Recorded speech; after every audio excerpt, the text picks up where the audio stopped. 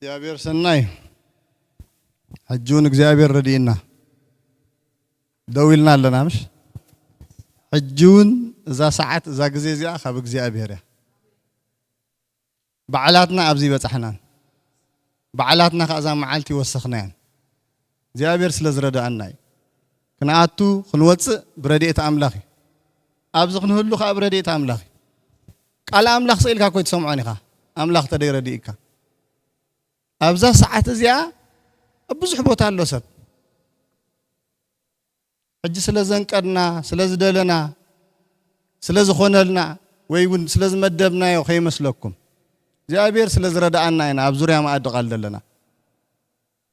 ካብ ሽሕ መዓልታት ሓንቲ መዓልቲ ዳዊት ከም ኢሉ ምሽ ያ ሓንቲ መዓልቲ ኣብ ዙርያ ማኣዲ ቃል ኣብ ዙርያ ህልውና ኣምላኽ ክኸውን يحيش because أبتقال እግዚአብሔር ዘለዎ أو أنت يالله فوصله أبتقال እግዚአብሔር ዘለዎ أنت يالله أو متصننا علله أبتقال እግዚአብሔር تيالله رديئت الله أبتقال እግዚአብሔር ዘለዎ نعنا زخون كل الله مالتي أبتقال እግዚአብሔር كل يزخونلنا لذي احتلنيا تاتينا حواتي for granted كي توصدوه كم لمد سنبس لنمت for granted كي توصدوه أب توسنا أوان نزع جزيزي نزع ساعات زي أسأنكم لو جزيز كرو نقال أملا خرر لكم سي بين السمع زبالكم لو معالته تذكروا لزبوخ أنا أملا خمس جنو حج قويتا نزع معالته زي أنا قال كخ سمع نسمك خبارخ نسمك خودس لزرد أخان يبارخك كارلو خبلوه يبارخك كارلو خبلوه thank you Jesus يا بير سناي سكنا يلوم مع أنت قال أملاخ نريو أنتي زبليو مزوم وتيم تصنحو تأساسر كوين تصنحو قاتامي أقل تحدش كيدان يزبل سكا خلا أنا أقل تحدش كيدان نبل أقل تحدش كيدان أقل تي حدش كيدان آمين يا أبير سنة يحجون نفس وقفنا بزلنا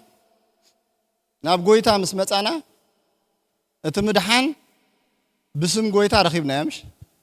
تمدحان مس رخبنا امنت خوينا مالتي ابت عليت املاخ اكلات خوينا مالتي حجي እግዚአብሔር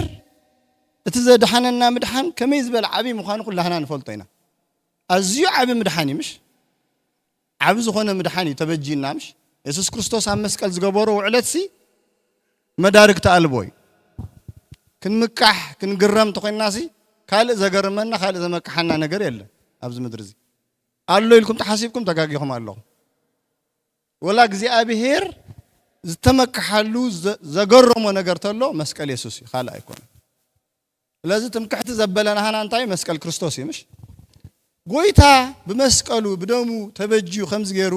ኣብቲ ዓሌት ኣምላኽ ኣብቲ ስድራ ቤት ኣምላኽ ከም ጸና ከሎ ግን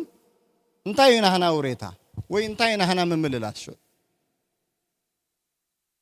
بدمو حدش كيدان غيرمش بدمو الزلنا يخيدان غيرمش منفسوسي ابانا يحديرو بخوم وخا نابتو زفان صقا قريبنا ابا ابو إلنا نصوعل منفس ولدنت يبنامش اذا كله قبر كله እግዚአብሔር ንምንታይ ገይሩ ይልኩም ተሐስቡ እዙ ሁሉ ገብር كله سي እግዚአብሔር ንምንታይ ገይሩ ይልኩም ተሐስቡ ነፍስ ወከፍና اتمننتنا قيروا مالتي زنبرنا منت نابي قيروا نا ولدنت يبنا مالتي ولدنت منفس كنقبل كلنا انتي كنغبر منتيو نا املاح كنغلغلو نግዚአብሔር كبرو ابز مدر زخنغلص كالا ايكونا لز نفس وقفنا بزلنا اغلغلتينا اسكا اغلغلتينا والحواتي اغلغلتينا نرأسها قد نقرأ لك نمنتاينا أقل خينا أتي أب حدش كيدان يسوس تقبرو زتفليس لزخوني أبولي كيدان كنريو خلنا أتمنفس أب توسنو سبات يزورد نيرمش تم توسنو سبات كا بكا أمونغو أملاخن أمونغو سبن كوينوم نتهزبي مرحوون يداني يوون نيرو أبز حدش كيدان كنكم يكونن زي يسوس تقبرو نعين عخاتكم أم نفس وكفنا መንፈሱ ይሕዲሩሲ ብኾሙ ናብቲ ዝፋን ጸጋ ቀሪብና ብኾሙ ንሓተሉ ብኾሙ ኻና አምላኽ ነገልግለሉ መገዲ ገይሩ ማለት ሓድሽ ኪዳን ገይሩ ስለዚህ ንርእስኹም ከመገልገልቲ ዘይትቆጽርዋ ተኾይንኩም በዚ መዓልቲ እንታይ ይብለኩም ኣለኹ ነፍስ ወከፍኩም ንጎይታ ዝተቀበልኩምሞ ንጎይታ ኣብ ህይወትኩም ዘንገስኩምሞ ሰባት አገልገልቲ ሓድሽ ኪዳን ይኹም ካልኣይ ቆሮንጦስ ምዕራፍ 3 እስከንረ ፍቅዲ 6 ካብ ፍቅዲ 5 ኸምበ ክእለትና ካብ አምላኽ ዳኢ እምበር ካብ ርእስና ገለ ከም ዘምጻና ሓንቲ እኳ ክንሓስብ ኣይከኣለናን እዩ ፊደል ይቀትል መንፈስ ግና ህያው ይገብር እሞ ንሱ ኸዓ ንናይ መንፈስ እምበር ንናይ ፊደል ዘይኮነ አገልገልቲ ሓድሽ ኪዳን ክንከውን ከአልቲ ገበረና ቃል እግዚአብሔር እዚ አገልገልቲ ሓድሽ ኪዳን ክንከውን ከአልቲ ገበረና ንመን ይጽሕፎ ደሎ ጽሕፍ ንኸማይን ከማኻትኩም አመንቲ አገልገልቲ ሓድሽ ኪዳን ክንከውን ከአልቲ ገይርና ይብላል ቃል እግዚአብሔር وأنا دا أتقلقالاي أنا دا أسمعي دخيد أنا دا أخاون لعلق حسبا يدلني تقولكم تقاقيكم قال أملاخ لما أنت يبلكم أقول أقلقل تحدش كيدان كنكون كالتي قبرنا يبلالو أجي إذا أقلقلوت زي مسببنا نرأسنا خمين نريعة كنحسب لنا حراي يتقال أملاخ ندارنا نرأسنا خمين نريعة شو عند مسرة تقال أملاخ كا نترى أيانا خنكير لنا لازم እግዚአብሔር አገልገል ተሐድሽ ኪዳን ከአልት ገበረና خبلنا خلو አብ ቅልጽሙ አብ ናቱ ኽእለት አብ ጸጉ ተአማሚኒ መብዛሕት እዋን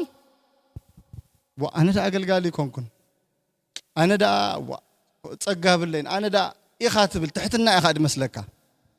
አብ ቅድሚ እግዚአብሔር ትሕትና ይኮነን አሕዋቴ እዚ አብ ብሉይ ኪዳን አይኮንና እንደለና አቤና እንደለና አብ ሐድሽ ኪዳን እንደለና እግዚአብሔር በመንፈሱ ረዲኢካ አገልጋለ አምላኽ ተኾን እጂ ታጥቅስ ልዕል ኢላ እንድሕሪኢኹም አንተ ያትብለላ ተቅስ ሓሙሸ ክእለትና ካብ አምላኽ ዳኢ እምበር ካብ ርእስና ገለ ከም ዘምጻና ሓንቲ እኳ ክንሓስብ ኣይከኣለናን ሕጂ እቲ አገልገልቲ ሓድሽ ኪዳን ክትከውን ከለኻ ክእለትካ ብሙሉእ ካበዩ ካብ እግዚአብሔር እዩ እቲ ምንጭ መን እዩ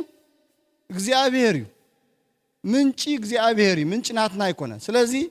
አገልገልቲ ሓድሽ ኪዳን ይኹም ክብለካ ቆላ ቃል አምላኽ አሜን ትብሎን ምንታይ ኻ ንአምላኽ ተአማሚንካ አነ ዳ ተኸገልግል አነ ዳ ክትብል ኣይግባእካኒ እግዚአብሔር ካ ንኹሉ ዝኸውን ጸጋ ኻ ሂብና ስለዚ ሎሚ ንርእስኹም ከመገልገልቲ ክትቆጽርዋ ይደላን كم قال أملاخ مسرت مالك نفس وكفنا أقلقلتي እግዚአብሔር إنا أبي سياس معرف شدشة إسياس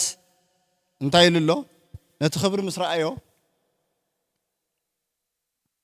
كبر እግዚአብሔር مسورده كنام ببامو انتاي لله إسياس بتا نقص أزياز موت الله عمتك عمت أنا እግዚአብሔር أبريخن لألزبال الزفان تقميت خلو رئيخو زفرات لبسوخا نتمقدس ملئي ونبرا بلأليو دما سرافيل قويمام نبورو نفس وكفهم شو دشتخن في اللو بتخلتا نقص يخدنا بتخلتا دما نقار يخدنا بتخلتا ون ينفر نبرا تحادق أنا تحادق قدوس እግዚአብሔር قويتا سراويت كلها مدرق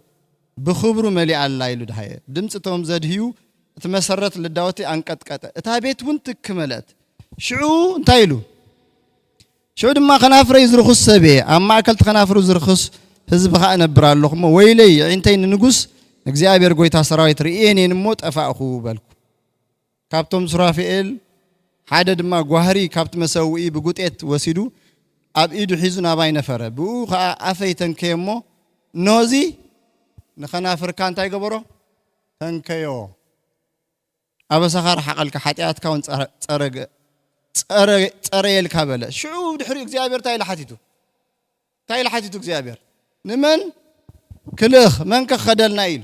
ሕጂ እግዚአብሔር ክብሩ ምሰርአየካ እግዚአብሔር ምድሓኑ ምስሃበካ እግዚአብሔር ውዕሎቱ ምስ ነገረካ እዩ አገልጋሊ ይኸድብለካ ብድሕሪ ነገልግሎቱ ጽዋዓክ because ኣብ ቅድሚ ትኽብር እግዚኣብሔር ከም ማንም ይኾይኑ በቃ ፈሲሱ ይደኺም እዩ ስለዚ ብመንፈስ ኣምላኽ ዝግበር ኣገልግሎት ክተገልግል ክብሩ የርእየካ እግዚኣብሔር ሓቁ ይነግረካ እግዚኣብሔር ቃሉ ይገልጸልካ እግዚኣብሔር ሽዑ ነቲ ቃሉ ስለ ዝረኣኻ ነቲ ክብሩ ስለ ዝረኣኻ ንኣምላኽ ኣገልጋሊ እየ ክትብል ኣይተሓፍርን ኢኻ ናይ ኣምላኽ ኣገልጋሊ እየ ክትብል ኣይትስከፍን ኢኻ ማለት ስለዚ እግዚኣብሔር ንመን ክልእኽ እየ ክብል ከሎ ነቲ ክእለቱ ተኣማሚኑ ንመን ክልእኽ እየ ድብል እዎ ኣነ ኣለኹ ክትብሎ ከለኻ ስኻ ከዓ ነቲ ክእለቱ ትርኢኻ ኢኻ ከምኡ ትብሎ ማለት እዩ ስለዚ ብዝሓድሽ ኪዳን ኮይኑ ዘሎ ነገር እንታይ እዩ ኣገልገልቲ ሓድሽ ኪዳን ክንከውን ከኣልቲ ዝገብረና ደሎ እግዚኣብሔር ብፀጉኡ ዝግልገል ኣገልግሎት ስለ ዝኾነ እዚ ናይ ሓድሽ ኪዳን ኣገልግሎት ኣብ ሓድሽ ኪዳን ዘሎ ኣገልግሎት ብቕልፅም ሰብ ብሓይሊ ሰብ ዝግበር የለን ብመንፈስ እግዚኣብሔር ዝግበር ኣገልግሎት ኩሉ ኣገልግሎት ኣብ ቆሮንጦስ እንድሕር ከድና ርኢናዮ ቀዳማይ ቆሮንጦስ ማለት እዩ ምዕራፍ 12 ኣብቲ ናይ ውህበታት ክዛረብ ከሎ ፍቅዲ 7 እንታይ ይብለና ናይ መንፈስ ቅዱስ ዕጥቂ ተዋሂብና ግና ከን ነፍሲ ወከፍ ምግላጽ መንፈስ እንታይ ይወሃቦ ንጥቕሚ ይወሃቦ ነፍሲ ወከፍሲ ምግላጽ መንፈስ ይወሃቦ ንመነመን ንነፍሲ ወከፍ ኣብዚያ ክንደይ ሰባት ኣለና ነፍሲ ወከፍና ምግላጽ መንፈስ ንጥቕሚ ይወሃቦ ይብለና ኣሎ ቃል እግዚኣብሔር እንታይ ክንውስኸላ ነዚያ ወላ ሓንቲ ክንውስኸላ ይንኽእል ኣሜን ጥራይና ንብል ስለዚ ወንስዕባ ኣሜን ንብል ስለዚ ኣገልገልቲ ሓድሽ ኪዳን ክገብረና ከሎ ብመንፈሱ ዝግልገል ኣገልግሎት ስለ ዝኾነ እዩ ጎይታ ከምኡ ድብለና ደሎ መንፈሱ ረዲእካ ትገብሮ ኣገልግሎት እዩ ብቕልፅምካ ትገብሮ ኣይኮነን ስለዚ ኣነ ኣገልጋሊ ንጎይታ ከገልግሎ ክትብሉ ከለኹም ንርእስኹም ከይትጥምቱ ንዓቕምኹም ከይትጥምቱ ንተመክሮኹም ከይትጥምቱ ቢኮዝ እግዚኣብሔር ብቕልፅሙ ብሓይሉ ብፀጉኡ ዝግልገል ኣምላኽ ከምዚ ጨንቆ እቲ ሰብ ኣየገልግሎን እዩ እሞ ገልጋሊ ክትብሎ ከለኻ ዳ እንታይ እዩ መንፈሱ ስለተገልግል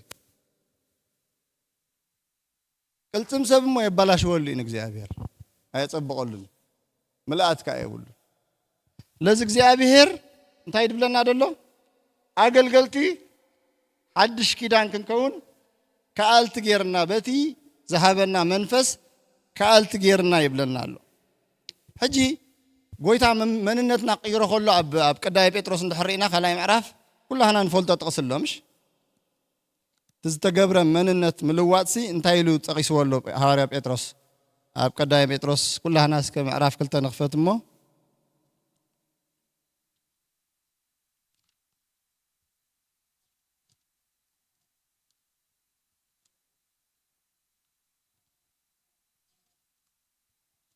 ቀዳማይ ጴጥሮስ ምዕራፍ 2 ፍቅዲ 9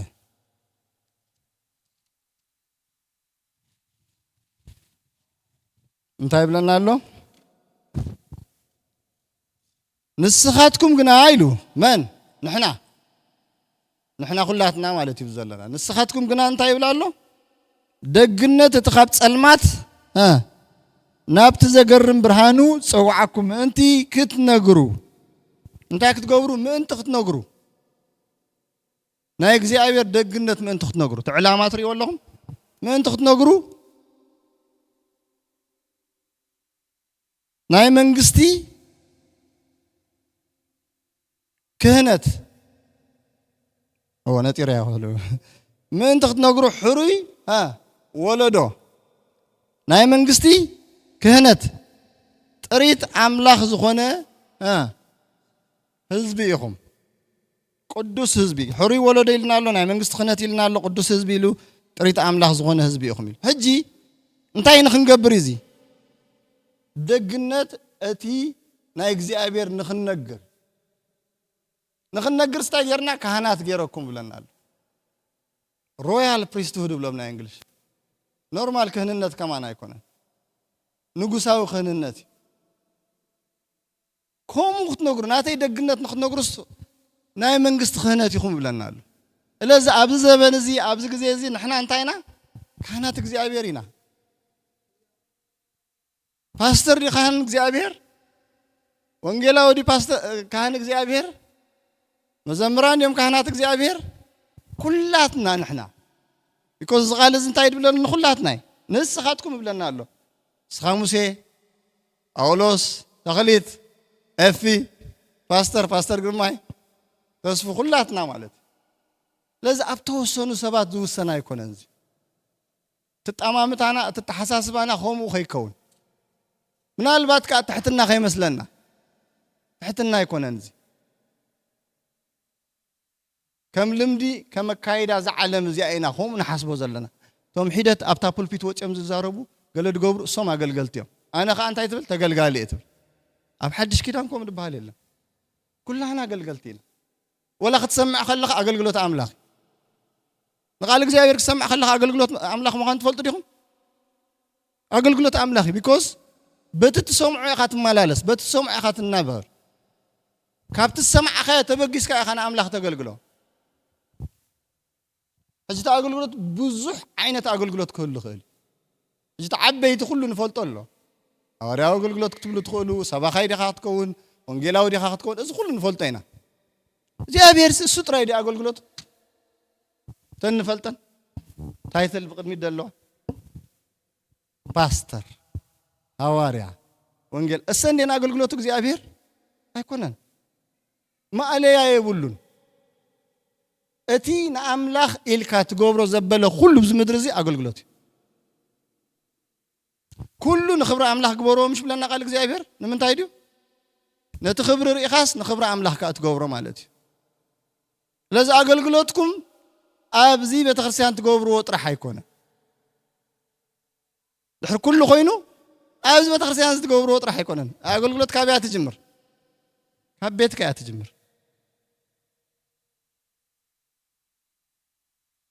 ካብ ገዛኻ ያ ትጅምር ኣገልግሎት ኣብዚ ተባዓት ገለ መሲልና ተተርኣና ኣብ ቤትና ሓንቲ ዘይንገብር ተኾይና ኣገልግሎት ከይመስለኩም ቤትካ ኸይድካ ኣገልግል ይድብለካ እግዚአብሔር because ኣገልግሎትና ንመን እዩ ንእግዚአብሔር እዩ ንሰብ እኮ ኣይኮነን ንሰብ እኮ ንኣምላኽ ተኣዚዝና ኢና ንሰብ ነገልግሎ ደለና እምበር ዓስቡ መወዳእትኡ ግን ንመን እዩ ንእግዚአብሔር እዩ at the end of the times ኣታሕያዋይ እሙንባርያ ዝብለካ መን እዩ እግዚአብሔር እዩ ሰብ ኣይኮነን ሰብ የፋጥነካ እዩ ምሽ ይደፍአካ እዩ ኣጆኻ ብለካ እዩ ኣብታ መወዳእታ ተኣኽሊል ዝህበካ ኣብታ መወዳእታ ኣታሕያዋይ እሙንባርያ ብሒደት ተኣሚንካ ዝብለካ ግን መን እዩ እግዚአብሔር ይሕዋተይ ለዚ ኣገልግሎትና ንመን እዩ ንእግዚአብሔር እዩ ስለዚ ኣምላኽ ብመንፈሱ ይፅዋዓካ ብመንፈሱ ተገልግል ንዑ ኢኻ ክብሪ ትመልስ ካልኦል ሓንቲ የብሉን ስለዚ ኣገልግሎትካ ኣበይ ድጅምር ኣብ ቤትካ ንበዓልቲ ቤትካ ንበዓል ቤትኪ ንደቅኻ ንደቅኹም ከም ኣገልግሎት ደይ ክትሓስቦ ስለ ትኽእሉ ኢኹም ድብል ኣለኹ እቲ ኣገልግሎት ኣብ ቤተይ ዝጅምር ተኾይኑ ኣነ እንታይ ካህን ናይ ቤተይ ማለት እዩ ኣብ ቤተይ ውድቀት እንድሕር ኣሎ ኣብ ቤተይ ድኻም እንድሕር ኣሎ እግዚአብሔር ንዑ ዝተኻኽሎ ይኽብለኒ መጀመርያ ሕጂ ንሕና ድራማ ይኮንና ንሰርሕ ሕዋተይ because ኣብ መወዳእታ መን እዩ እታ መወዳእታ ኣኽሊል ዝህበካ እግዚአብሔር እዩ ሕጂ ንሓድሕድና ድራማ ክንሰርሕ ንኽእል ኢና ንኣምላኽ ግን ድራማ ክንሰርሓሉ ንኽእል ኢና ምሽ ሓቀይ ዶ ከምኡ እንድዩ ከምኡ ካብ ኮነ ስለዚ ናብ ቤትና እስከ ንርአ ንኣባይትና ንጠምት ነፍሲ ወከፍና ማለት እዩ ኣገልጋሊ ኣምላኽ መፂኡ ንኣባይትና ከፅርዮ ዲና ንፅበ ደለና ባዕላትና በቲ ኣባና ዝሓደረ መንፈስ ነቲ ዕዮ ኣምላኽ ኣብ ቤትና ክንሰርሕ ንፍትና ኣለና እስከ ሕተቱ ነፍሲ ወከፍ ከምኡ ኢልና እንድሕር ሓሲብና ኣምላኽ ከኣረዳእና እዩ because እግዚአብሔር ኣብዚ ቤት ዝኣኪብና ደሎ ድምር ቁፅሪ ናይ ኩለን ስድራ ቤታት እዩ ካልእ ኣይኮነን ነፍሲ ወከፍ ኣባይት እንድሕር ጥዕና ኣለዋ እታ ማሕበር ብምልእታኻ ጥዒት ትኸውን እዚኣ ግን ካብ ያ ትጅምር ካብ ነፍሲ ወከፍና እያ ትጅምር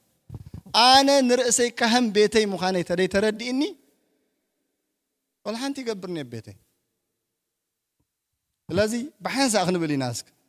أنا كهنا بيتين بلسك أنا كهنا بيتين بل أبيتي زقبر عيو تجيه عيه كاو تبقيسه نبيت أملاك متسيه آمين ذي أبيرك آخر داناي لذي أقلقلوتنا أبيتنا يجمر بدحري يسرع خامنيو بيت أملاك مالتي أبايتنا أقلقلنا مسمس أنا نبيت أملاك كنا قلقل قليلي دخون أبايتنا كي قلقلنا متينا أبيت أملاك متينا خنا قلقل نحر فتينا قل أبكر مسبد حنك خون خيلي أبكر مجزي أبيرقن ولا حنت بقول دحري بتخرستان كان أبي مت نبتي زل خيو كوميونيتي مش لازم وانجيل كن بتصح بقى سمك خبر جزي أبيهر أب كله الرأي بقى أخذتكم ريوم سنتنا يسمى أبوهم كمسجن ويل نالو جزي أبيهر مش كم خون تقينو إذا مسرع زي حزي يجن خير دلوا أبقولي معك فين خوني نامش أبصرحنا كال من النتالنا كال بوا ليك الرب بلغ كال من النت أبيت أملاك كال من النت أبجزها أنازر كال من النت أملاك بزعبان أنت يخبر حجي إذا أقول قلت نبلو دلنا don't get me wrong كستاي يكونن كم بعلاتنا نقبرو نجرا يكونن سابميتي خاتقبر قويتا أبيتي نجس قويتا أبصرحي نجس قويتا أبتا زل خوا بتخرسيان نجس إلك أخساب مين تجبر كم تغيرك فتون زخون رديت متسكاي ولا بتدخام ذلك أبتزخب دك زبلة فتون رديت متسي سلازي كم مخانو ترد إننا خن مالا لسجن علنا على حالك زي تأقلولتنا أبز راح خوين سلسم معنا نايت خالي هو تنابز حين قد صلني ويقولون كوفي الناس حاسبنا ينفلتنينا أزود تشرشهم دي بلغ أود تشرشنا هو أمان ده مثلاً نبرب لك سلازي أقل تحدش كيدانينا أقل تحدش كيدان كنكون كلنا أجن أب كله إن أقل تحدش كيدان أب قل بوتات راح يكوننا وياب سنبت راح يكوننا لازم نفس وقفنا أزي نايمن قست كهنة تواهبنا له وكلت أملاخنا أمباسادرات يسوسينا مش هم تصحيح ولا مش أمباسادرات لينا مش أمباسادر تيسرح وكيل مش أنت يقبر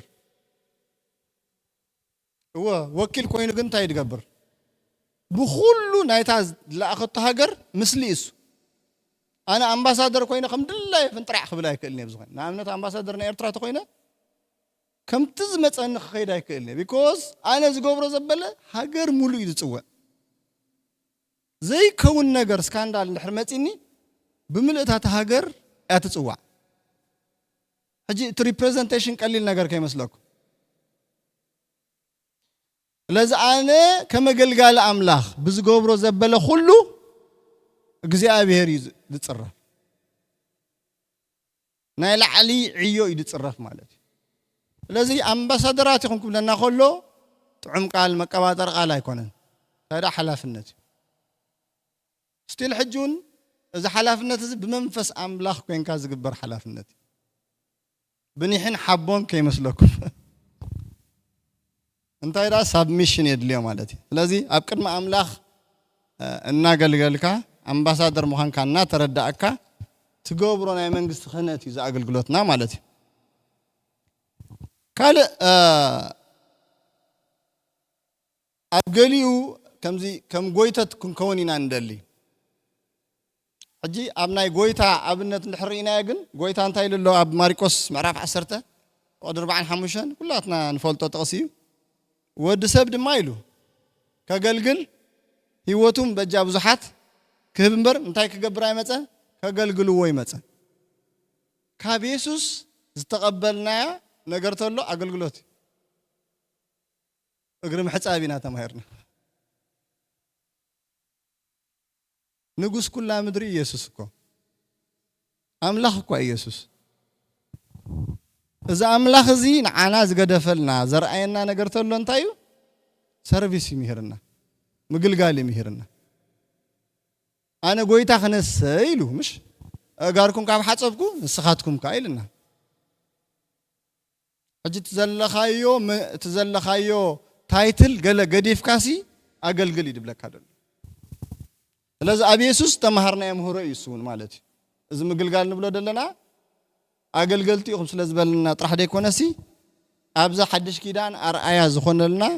ኢየሱስ ዝገበሮ እዩ ማለት እዩ ስለዚ ውሬታ ንመልሰሉ እዩ ነቲ ኢየሱስ ዝገበሮ ውሬታ ንመልሰሉ ሓደ መገዲ እዩ ማለት እዩ ሕጂ ኣገልጋሊ ኮይንካ እንድሕር ተገልግል ኮይንካ ከመይ እዩ ወይ እውን እሶም ጥራዮም ዘገልግሉ ኢልካ ኮፍ ትብል ኮይንካ ከመይ እዩ ብኣብነት ከረዳእኩ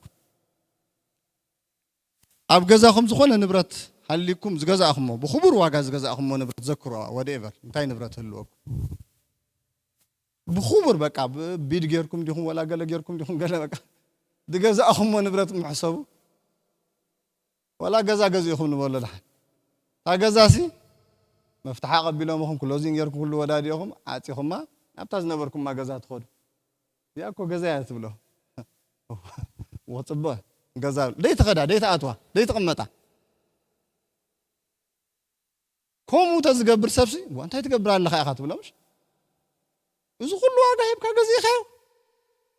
እዚ ኩሉ ዓዲግካዮሲ ተዓፂ ኮፍ ኢሉ ኣሎ ገዛ ተዓፂኻ ሳሬትን ገለ ንገብር ዓነው ነው ይብል በቃ ብኸውፊ ይኣርግ ማለት እዩ ከምኡ ስለ ዝኾነ ዋና ይኮንካ እንዲኻ ዋና ኢኻ መፍትሒ እኮ ኣለካ ግን ኣይትጥቀመሉን ኢኻ ደላ ሕጂ ብክንድዚ ዝኣክል ክብሪ ዋጋ ገዚእኻዮ ደይትጥቀመሉ እንድሕር ኮይንካ ኢትስ ሼም ቀደም ኣብ ኤርትራ ከረዴንሳ ነይረን ምሽ ኩላና ዝክር ከረዴንሳ ናይ ገዛና ኩሉ ዓይነት ጣሳታት ኩሉ ዓይነት ብኬርታት ኣለዎ እዚ ጣሳታት ብኬርታትን ግን ኣይንጥቀመሉን ኢና ንፎርማይ ንግደት ክኾን ከሎ ሕፀባ ወፃባ ከምኡ ዲብ ኩላትኩም ከምኡ ኣይ ቲንክ ንግደት ክኾን ከሎ ኩሉ ጣሳ እዩ ዝወፅእ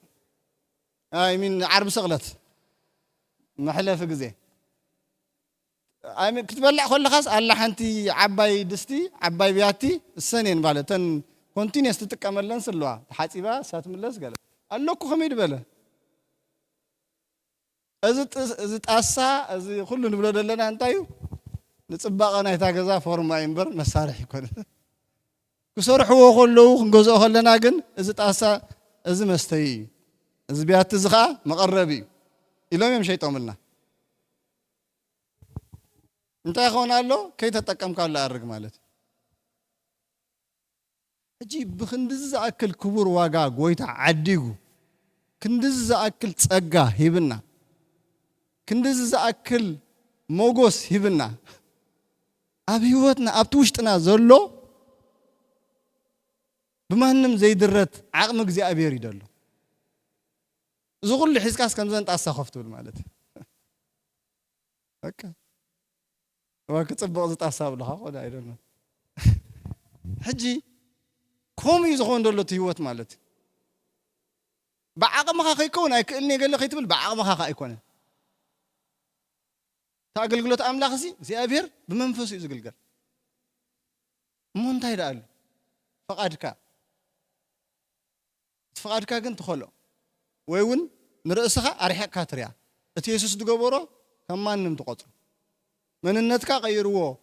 ናይ መንግስቲ ክህነት ኢልካ ከሎሲ ሃይ ደሓኒና እኮ ትብል ማለት እዩ ከም ናይ ብሉይ ኪዳን ህይወት ትነብር ማለት እዩ እዚ ፀርፊ ኢና ኣምላኽ ኣሕዋተይ ትሕትና ከይመስለኩም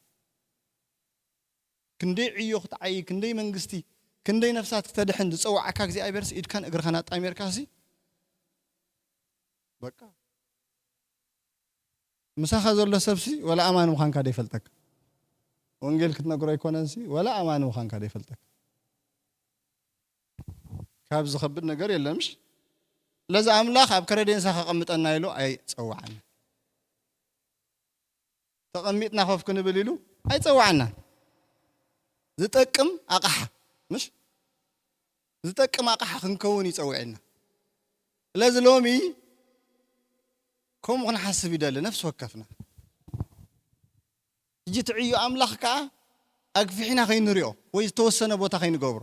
ኣብታ ቀዳመይቲ ማሕበር ከምዚ ንሕና ንእከቦ ዘለና ኢንቫይሮንመንት ኣይነበረን ኣሕዋተይ ኣብ ፑልፒት ትወፅእ ትዛረብ ገለ ከምኡ ይኮነን ነይሩ ኣብ ኣባይት እናኸዱ ኮፍ ኢልካ ተዕልል ብጎኒ ሳባ ኮይንካ ከምኡ ምናልባት ኣብ በዓል ኣቴና ገለ ሓራይ ናይ ከምኡ ፑልፒት ነገር ነይሩ መካተዒ ኣብቲ ካልእ ግን ኣብ በቤት እናኸዱ እቲ ቃል የካፍሉ እቲ ቃል ይምስክሩ ትጸጋ ይግለጽ ብኸም እዩ ዝኸይድ ሕጂ ወላ ተቐዳሚት ማሕበርሲ ናይ ፑልፒት ኣገልግሎት ዝበሃል ኣይነበራ እንታይ ዳ እናኸድካ እቲ ኣገልግሎት ኣብ ዙርያኻ ስለዚ ነፍሲ ወከፍና እቲ ኣገልግሎት ኣብ ዙርያና ኣሎ ፈቃደኛታት ኮይና ክንጅምሮ ጥራይ አይደለና ማለት እዩ እግዚአብሔር ከዓ ብምንታይ ብመንፈሱ ዝግልገል ኣምላኽ ተዋሓደ ክንጽልን ክንምስክርን ንኽእል ኢና ምሽ ጸሎት ኣገልግሎት ምዃኑ ትፈልጡ ዲኹም ክንደይ ሰባት ጸሎት ኣገልግሎት ምዃኑ ትፈልጡ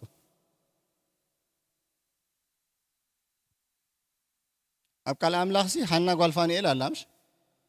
ብጾምን ብጸሎትን እንታይ ትገብር ነበረት ይድብለካ ተገልግል ነበረት ብዛዕባ መን ብዛዕባ ብዙሕ ብዛዕባ ፊላደልፊያ ክትጽልይ ትኽእል ኢኻ ተጊህኻ ኾነ ኢልካ ማለት ኣገልግሎት ኢና ኣምላኽ እዚ ወንጌል ኣምላኽ ከተካፍል ናብቲ ሓደ ሰብ ክትብጽሕ ከለኻ እንታይ ኣገልግሎት እዩ ኩሉ ግዜ ዝብላ ማዓጾ እዚኣ እታ ቀንዲ ማዓጾ ማለት እዩ እቲ ዝኸፍታ ሰብ እንድሕር ደየለ ኣገልግሎት ክዕጾ እዩ ኣገልግሎት እያ እኮ እታ ማዓጾ ምኽፋት እግዚአብሔር ክሪኦ ከሎስ ክንደቲ ብግብሪ ሓይሊ ክንዲ ዓበይቲ ነገራት ትገብር ከምኡ እዩ ዝሪኦ ቢኮዝ ንኣምላኽ ኢልካ ጥራሕ ግበሮ ስለዚ ንእሽተይ ኣገልግሎት ዝበሃል ኣብ ቅድሚ እግዚአብሔር የለን ኣገልጋሊ ምዃንካ ጥራይ ምፍላጥ ይደድልየካ ቢኮዝ እቲ ዓበ ኣምላኽ ስለ ዝገብሮ ንእሽተይ ኣገልግሎት ዝበሃል የለን ስለዚ ነፍሲ ወከፍና ኣገልገልቲ ኣምላኽ ኢና ኣምላኽ ዘይደልዮ ነገር እንታይ ብዘይ ዕዮ ደው ምባል ሕጂ ማእኸልና ኩላትና ንርእስና ንሕሰብ ብዘይ ዕዮ ደው ኢለ ደሎ ክበሉ ኣብ ምስሊ ኣሎ ጎይታ ድበሎ ኣብ ማቴዎስ ምዕራፍ 20 ኩላትና ንፈልጦ ምስሊ ኣሎ ነቶም ዓየይቲ ንግራቱ ኢሉ ዓየይቲ ክወስድ ኢሉ ምስ ከደ ማቴዎስ ምዕራፍ 20 እስከ ንኽፈት ኩላህና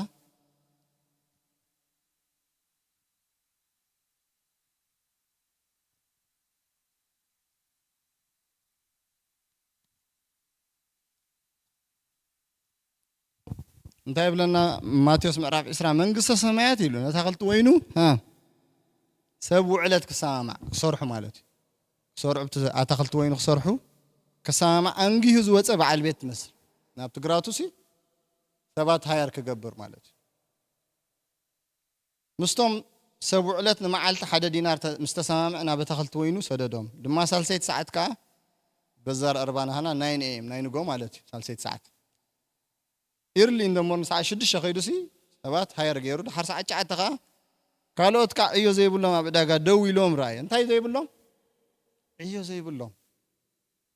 ናታቶም ከዓ እንስኻትኩም ናብ ኣታኽልቲ ወይኑ ኺዱ እሞ እቲ ዝግባእ ክህበኩም የበሎም ከምኡ እንዳቐጸለ ኣብ ፍቕዲ 6 ታይብለና ድማ ብመበል 11 ሰዓት ኦሬዲ ኣኺላኩ ሰዓት 5 ኾናሉ ሰዓት 6 እያ ምፍዳስ ካልኦት ደው ኢሎም ምስ ረኸበ እንታይ ኢሎም ንምንታይ ከ ሙሉእ መዓልቲ ብዘይ ዕዮ ኣብዚ ደው ክትብሉ ተወዲኣ እኮ እታ መዓልቲ ትመሮ ኮይኑ ተወዲኣ ማለት ድሕሪ 1 ሰዓት የለን ወላ ክሰርሕ ተደሊኻ እታ መዓልቲ ተወዲኣ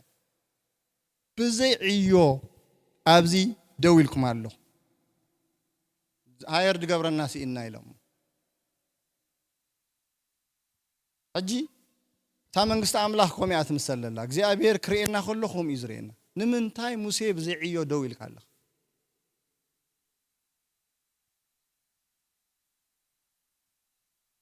حجي أملاخ سقسيقو قال جل ختسأنا لكم كي تتصبيو قالوا إذا الأخل تقالوا يذهبنا لعل قالوا يلا لازم نفس وكفنا خاء زتك ما قلقلوت هلنا under estimate كي تقبرون رأسهم يسوس ذهبكم تسقع لكم لذي انتي تسأل قويتا ملو معالت بزيعيو كنكون هيدا ليناني لذي أيو ينتايو إلكم نعملاخ محتات كدلي مالتي زيابير مسجن كاله انتي شلل مبال زبحال الله مش عيوت واهبك عيو خافليتك تصقا خافليتك شلل مبال الله خازخفا ወይ ጎይታ ክድንጉ ኢልካሲ ናብ ካልእ ነገር ትኸይድ ማለት ያብየርካ እዚያ አይደለኒ እዮኹም ብፍላይ እንድሕር ፈሊጥኩም ጸጋኹም ብፍላይ እንድሕር ፈሊጥኩም አዳራሽ አይድልኩም ንዕዮ አምላክ ክታዩ አሕዋተይ በጃኹም ሰብ ምእካብ አይድልካኒ ዕዮ አምላክ ክታዩ ኣብ አገልግሎት ደው ኢለለኹ ትብል ወአይና ናይምታ አገልግሎት أبدر سناس كي ترد الناس أقول دبالس بزي أوتي خاز الزرب طرح غيرنا لا قوم دبال إلا بهوتك ساعة زلنا أي كوارثني خلاص قوم اللي ران تمش أقول أي كوارثني ده كان استيو كابت حلاف الناس نبرن وتين ودينا ريتاير دين غيرن حجي كنا أفكار عييناتي أقول أملاخ أي كوارثني هوتنا ملو أقول سلازخنا لذي أبغى دوي لله خذ بحال يلا ناتب قولنا خالد الله أقول له دوي لك أقول له قال له ده هاي يقبر أقول له تعمل أخي أبتوسن سبات أيكون أنا حدش كيدانيز لذي أبكلا زين أموال معرف إسرائيل شعتهم كلها أنا نفولت بزح جزء كوت نجبرت أصل له ملاف إسرائيل شعتهم فقد عسرته انتهي له أتم دكة ها نأخذ أقول مو أقول تقولكم عتان كتعتنا له أبكر ميو دو كتبلو زيابير نمن نأخذكم نفس وكفنا حريمو أجس شلا لا يتبولو زيابير كمان أقول قالك قبرك هذا اللي تماته أملاخ زاكل سي نعاي أقول قالي يخا إلو حريكاسي شلا لا يتبولو تجزي خا يغلط في مبرد الله تطوع يكون عند الله قال أملاخ تايل لنا من قصة أملاخ بحيلي ها تدفع الله كدفع خلابت مجدي دحرت عتيتي اللي كان تاي قبرها they kick you out because نايقوي يا بوتاي اتزل خيا بوتا اتلين fast moving lane بحيلي أتدفع الله اسكلهم خعرف اسكحن ساقستاك عرف تبلو له جزء أيقونه كلها نستوعب لنا تجزيمش زمن نستوعب لنا ها مو قويت هذا أمو كم زي عندنا دي خمسة زلوا كم زي عندنا زيادة تعيو أملاخ نايب حكي نرأسهم فتش يا أملاخ سنبت لا تقلقلك أيقونه كاب سونيك ساعة سنبت يا أملاخ اتجزي يغلط فالله ثامن قسط بحيلة تدفع الله أكل ثامن قسط ساعة زخونك تدافع بك وين توم زدافع دلوا تصلي الله قويت السيد الله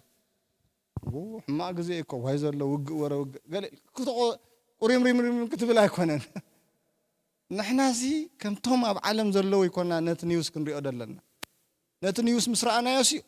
أب أف بيت يحلوا لنا كنت جهن كنت سلني دلنا كنك حيدلنا أقل قلت أملاص لزغنا نرأسنا خمان نمكن رأي بلنا نعلم نتعرق سبات مخانا خنذكر لنا كومو تري كوينوغن بكا نتخبا بخاون أي تتقموني خا نعلم كا سوليشن يكون كان زيابيركا شلل بمبالكا حقوس يكون المالك ما لا زي بلو تصقاهي بكا شلليلكا أي حقوس كانني بلكا مالتي اجي أملاك تقولقلو خلها خا أحواتي نساكت يكون كان تقولقلو سب كمان وعلت كهبك هذا زي دموز نسرحنا دموز على عدين نبدأ تامش دموز كحموش سانتي تقول لك هاي دلني كوس للصراحة خلا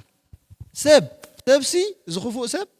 أمم كوينس دموز كاس لك كالكوليت جيره بك جزء أبيهر كذا الجزء أبيهر تايد بلنا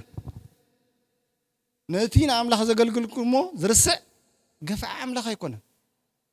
عمله نتزقل قلنا يزرسع قفع عمله خيكونه تعارخهم بقويتها كنتو خمسة يكونه فليتكم انتهي مخانو فليتكم كنتو يكونه كنتو خمسل خيلا ياس مسل انتهي دا أبو زخونه نقر ليتري دي فلت أكاد عند سرعة عند عيها زبل الله دا الله مليو كنتو خمسة يكونه فليتكم بعيو قويتها انتهي يكونوا صنعت زيت النقانو كل جزء عزاتكم زي أبيهر زرسع قفع يكونه نتنا أملاخ زقوي خايو زرسع يكونه لذي أمونا قالوا خين كخت مالا لسكالها زي أبير أخلي الذهب كبر الذهب نتعيوها أكنولج زقبرك زي أبير كم زولو نافلت كاخ لذي تتصوع نسيو ما قدبوا يخات خدو زي أبير كعسب زخل أملاخ هيكونن نزنا قرز تردينا نفس وكفنا خما قلت أملاخ نتعيو خنا عيو زي أبير يدلينا مدرخات عادية يا زلة مدرس عادية يا زلة نحن هنا خانتي زلوا أخلي نأتوا نحن هنا نعنا إلي أخنا أبز مدرين دك سبات هابو بيجيب لك مش قالك زي أبز مدرسين نحن أمباسادرات كنا نتي وانجيل زي رعاية وانجيل زي رخبة الله حزبي نا وانجيل أملاخ نا وانجيل ود يسوع كريستوس نملسو نحن هنا مالتي لذي كم إلنا تجينا خنكيد زي أبيري دلنا مالتي زي أبيري مسكن نفس وقفنا لهم عنتي أنا أقل قال أملاخي اسكنبل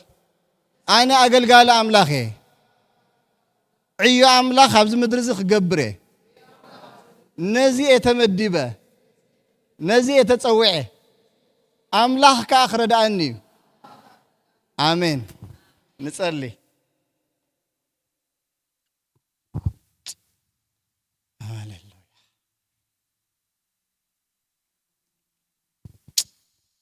اسكا እግዚአብሔር ይመስገን አሕዋቴ